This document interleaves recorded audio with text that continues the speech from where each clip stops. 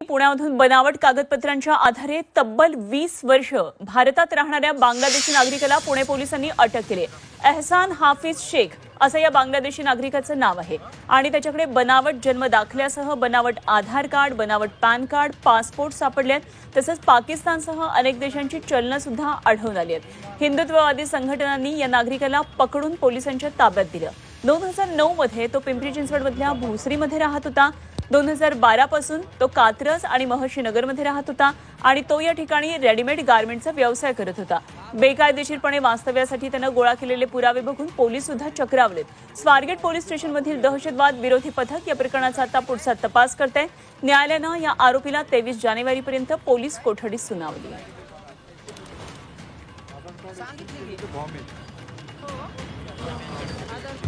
हा बांगलादेशी आत्ता इथून उचलला आहे स्वारगेटच्या हद्दीतून। त्याला पोलीस स्टेशनमध्ये हजर करायला घेऊन चाललोय। ह्याच्याबरोबर ह्याचे भाऊ आणि पुण्यातले कित्येक जण आहेत। आता हे बाकीचे पळालेत पण हा सापडलाय आम्हाला।